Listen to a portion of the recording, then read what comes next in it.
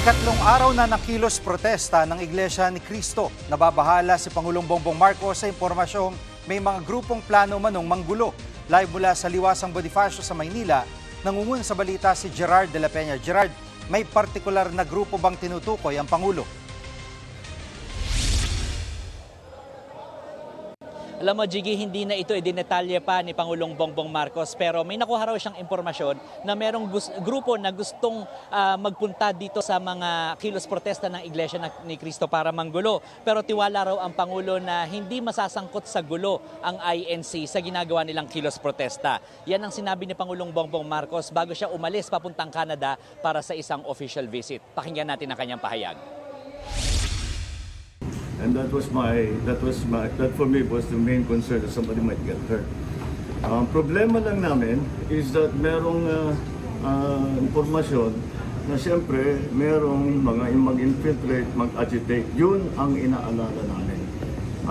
Yung pinaka-importante sa amin, walang masaktan. Either tiga-iglesia o kung sino man na mapunta ron na manggulo.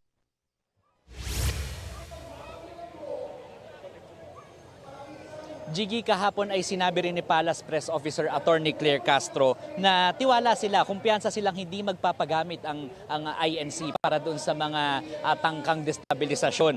Pero sa ngayon ay wala pa rin tugon ng INC tungkol dito sa naging pahayag ng Pangulo.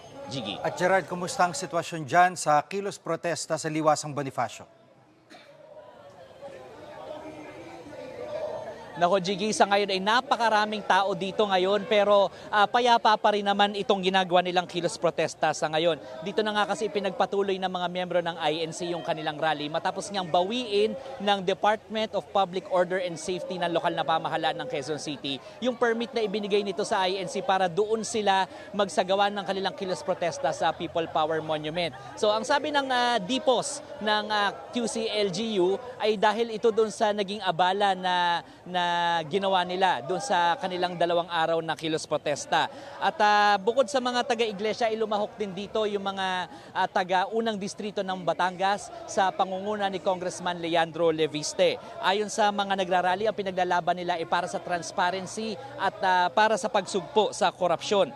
Tutol din sila sa anilay panggigipit kay Senator Rodante Marcoleta na balak nang kasuhan ng ombudsman ng kasong plunder. Bago nagtapos ang programa doon sa People Power Monument kahapon ay nagsalita si Senator Marcoleta doon sa mga miyembro ng INC. At kinwestiyon ng senador kung bakit siya yung kakasuhan at hindi yung mga nasasangkot dito sa flood control scam.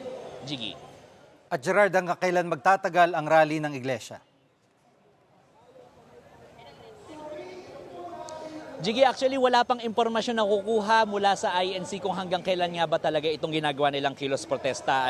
Pero nakahanda naman daw ang lokal na pamahalaan ng Maynila at ang Philippine National Police sakaling mas lalo pang dumami yung tao at kung may extend itong kanilang kilos protesta. So kung mas dumami pa raw yung tao dito, meron pang 3 Freedom Parks dito sa lungsod ng Maynila at yan yung Plaza Moriones, Plaza Dilao at Plaza Miranda. Pwede silang magsagawa din ng kanilang mga aktibidad doon. At katulad din narito ang pahayag ng Manila Police District tungkol dito.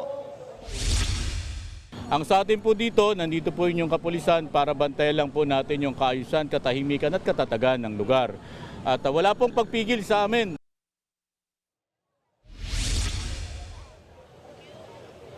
Yan muna ang latest. Balik sa iyo, Jiggy. Yan ang ulat ni Gerard de la Peña live mula sa Maynila. Mga kapatid, Jiggy Manikad po. Pagdating sa mahalagang balita sa loob at labas ng bansa, dapat una sa lahat, mag-follow at mag-subscribe na sa social media pages ng News 5.